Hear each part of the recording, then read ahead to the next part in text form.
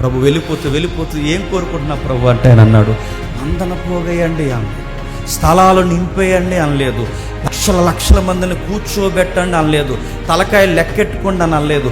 మాది పెద్ద సంఘము, మాకు 1000 మంది వస్తారు, మాకు 3 వర్షిప్లు 4 వర్షిప్లు డే బై డే కాకుండా 1 డేలోనే అవర్ బై అవర్ అంటే గంటల వ్యవధిలోనే మాకు వర్షిప్ జరుగుతుంది ఇలా చెప్పుకొని సంఖ్యను చూపించుకుని ఫోటోలు తీసుకుని ఫేస్బుక్లో పెట్టుకునే ఈ మినిస్ట్రీలు మనకు అప్పగించలేదు. మనకు అప్పగించింది చెప్పిన 2-3 అప్పగించిన ఆ 2-3 చెప్పండి వాక్యం.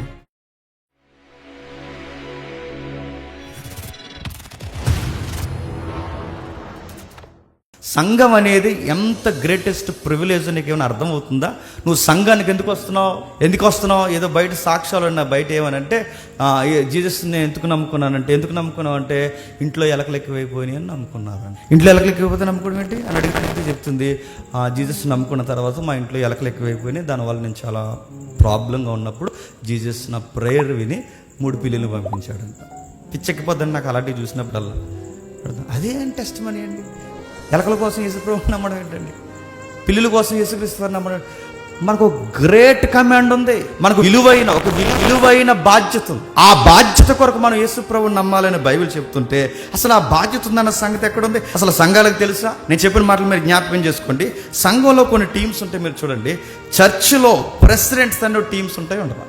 సంఘంలో ప్రెసిడెంట్స్ ఉంటారు, ట్రెజరీ మెంబర్స్ ఉంటారు, వర్షిప్ లీడర్స్ ఉంటారు, సండే స్కూల్ టీచర్స్ ఉంటారు, యూత్ లీడర్స్ ఉంటారు, ఇంకా చెప్పండి ఫైర్ టీమ్స్ ఉంటారు, అందరు ఉంటారు. కానీ ఒకరు ఉండరు, డిసేబుల్స్ ఉంటారు, శిష్యులు ఉండరు. మరి ఎవరు ఉంటారయ్య అంటే వర్షిప్ చేసే వాళ్ళు ఉంటారు, మందగా నిలబడతారు, ప్రెసిడెంట్స్ ఉంటారు, ఎల్డర్స్ ఉంటారు, వర్షిప్ లీడర్స్ ఉంటారు, ఇంకా చెప్పండి సండే స్కూల్ టీచర్లు ఉంటారు, యూత్ లీడర్స్ ఉంటారు, ట్రెజరీ మెంబర్స్ ఉంటారు. మరి నెక్స్ట్ శిష్యులేరి? జేమ్స్ ఉన్నంతకాలం జేమ్స్ చెప్తాడు, జేమ్స్ పోతే మరో జేమ్స్ ఏడి? సురేష్ ఉన్నంతకాలం సురేష్ చెప్తాడు, సురేష్ పోతే తర్వాత ఏరి? మీరు చాలా సంఘాలు మీరు గమనించండి, కొంతమంది పెద్ద సంఘాలు పెద్ద నాయకులు చనిపోతే నెక్స్ట్ ఆ చర్చ చేసే పని ఏంటి చెప్పిన? మూసేస్తున్నా.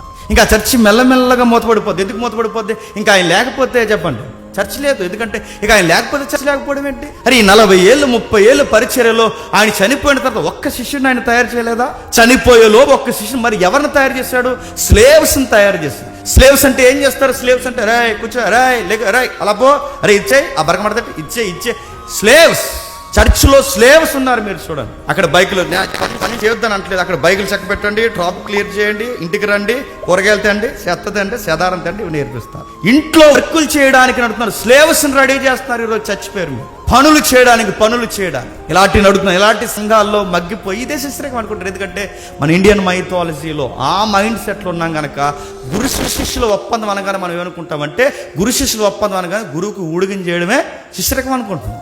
గురువుకు ఊడిగం చేయడమే శిష్యరేఖం అనుకుంటాం. అందుకే ఏమంటారు తెలిసి ఇంటికి వచ్చిన తర్వాత ఈ చెప్పకూడదు నన్ను రాగదు. కానీ కొంతమంది మీరు వెళ్ళిన తర్వాత మీరు చూడండి ఎలా చేయించుకుంటారో విశ్వాసంతో పనులు నడుతున్నారు. ఎలా చేయించుకోవాలనిపిస్తుంది. కొన్ని పనులు చేస్తున్నప్పుడు తమ్ముడు ఆ పని చేయకు, ఆ పని నువ్వు చేయకూడదు అని చెప్పి, అమ్మ ఆ పని చేయకు, ఆ పని నువ్వు చేయకూడదు అని చెప్పాలి. చేస్తున్నా. ఒక ఆవిడ అందట వచ్చావా? వచ్చేది విశ్వాసం వచ్చిందనమాట ఇంటికి. ఆవిడ అంటుంది, పాస్టమ్మ గారు వచ్చావా, నీకోసం ఎదురు చూస్తున్నాను రా అంత. వచ్చావు కదా, ఆ 2 గిన్నెలు కడిగేసి అవన్నీ ఇలా తుడిచేసి ఇలా వచ్చాయంటే అప్పుడు ఆవిడ పెద్ద పరిచయం అనుకుంటుంది. ఆ 2 గిన్నెలు కడిగేసి ఆ ఊడిచేసిన తర్వాత ఆవిడ అందంట, నీకు నాకు స్ట్రాంగ్గా టీ ఎట్టమంటారా లాసు అందంట. పెట్టాను. కానీ ఇప్పుడు ఈ అయ్యగారి ఇంట్లో పని చేయడమే పెద్ద దీవెన అనుకుంటున్నారు. నేను సహకరించొద్దని చెప్పట్లేదు, సేవకులకి సేవ చేయొద్దని చెప్పట్లేదు. కానీ అన్నిటికన్నా ముఖ్యమైనది ఒకటి ఉంది, వర్డ్ నేర్చుకోవాలి, గుర్తుపెట్టుకో. వాక్యం నేర్చుకోవాలి. నువ్వు గిన్నెలు కడుగుతావో, తడిగుడ్లు వేస్తావో, వాళ్ళకి సాయం చేస్తావో, కూరగాయలు తెస్తావో, ఇంకేం చేస్తావో, వాళ్ళ బట్టలు దూతావో, ఎన్నన్నా చెయ్యి. బట్ వాళ్ళ దగ్గర 4 ముక్కలు నేర్చుకో. నేర్చుకునే వాళ్ళు ఏరి, నేర్పించే వాళ్ళు ఏరి, నేర్పిస్తే నిలబడి నేర్చుకునే వాళ్ళు ఏరి. నేను అడుగుతున్నానండి, గుండెల మీద ధైర్యంగా చెయ్యేసి అడుగుతున్నాను. మనలాగా వాక్యం వాక్యం నీకు అర్థమైందని అడిగే వాళ్ళు ఉన్నారా చెప్పండి బయట. మన లెసన్ చెప్పాను మీకు అర్థమైందని అడిగే వాళ్ళు ఉన్నారా చెప్పండి బయట. ఎలా ఉంటుందో తెలుసా? వచ్చారా, ఇచ్చారా, వెళ్ళండి అంటారా అంతే. వాక్యం అర్థమైందని అడిగే వాళ్ళు ఉన్నారు చూడండి బయట. ఎక్కడ మీకు కనిపించరు. కానీ గుర్తుపట్టండి, గమనించండి, వాక్యం నేర్చుకోవడానికి సంఘానికి రావాలి, శిష్యరికాన్ని తయారు చేయాలి. అందుకే సంఘంలో ట్రెజరీ మెంబర్స్ ఉన్నారు, వర్షిప్ లీడర్స్ ఉన్నారు, సండే స్కూల్ టీచర్స్ ఉన్నారు, యూత్ లీడర్స్ ఉన్నారు, రకరకాల టీం మెంబర్స్ ఉన్నారు. ఇప్పుడు కొత్త పథకాలు కూడా వచ్చాయి, ఎందరో ఉన్నారు, కానీ శిష్యులు లేరు. శిష్యులు తయారవ్వాలి. మీరు గ్రేట్ మినిస్ట్రీలు ఏమన్నా మీరు గమనించండి. మోజెస్ మినిస్ట్రీ మీరు చూడండి. ఆది కాండంలో మోసే గారు వెళ్ళిపోతే యెహోషువ, ఏలి వెళ్ళిపోతే ఎలీషా ఉన్నాడు, పౌలు వెళ్ళిపోతే తిమోతి ఉన్నాడు. మనం పోతే అచ్చు జిరాక్స్ కాపీల్లా కొంతమంది జేమ్స్లు ఉండాలి. గుర్తుపెట్టి నన్ను వంక పెట్టుకుని చెప్తున్నా, అచ్చు మనలాంటి వారు లేకపోయినా, అన్న లేకపోయినా లీడ్ చేయగలరు అని చెప్పగలిగే వాళ్ళు ఉండాలి మనిషి. ప్రభు వెళ్ళిపోతూ ఏం కోరుకుంటున్నా ప్రభు అంటే ఆయన అన్నాడు, మందన పోగేయండి అనలేదు, స్థలాలు నింపేయండి అనలేదు, లక్షల మందిని కూర్చోబెట్టండి అనలేదు, తలకాయలు లెక్కెట్టుకోండి అని అనలేదు. మాది పెద్ద సంఘము, మాకు 1000 మంది వస్తారు, మాకు 3 వర్షిప్లు 4 వర్షిప్లు డే బై డే కాకుండా 1 డేలోనే అవర్ బై అవర్ అంటే గంటల వ్యవధిలోనే మాకు వర్షిప్ జరుగుతుంది ఇలా చెప్పుకొని సంఖ్యని చూపించుకుని ఫోటోలు తీసుకుని ఫేస్బుక్లో పెట్టుకునే ఈ మినిస్ట్రీలు మనకు అప్పగించలేదు.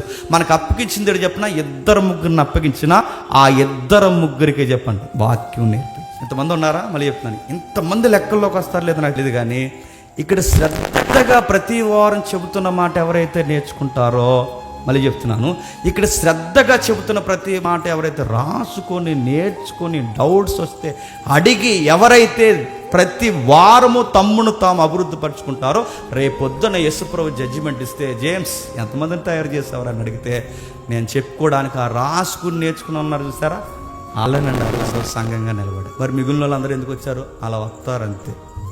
నాకు అలా లుక్ ఇస్తారు, నేను వాళ్ళకు లుక్ ఇస్తాను అంతే.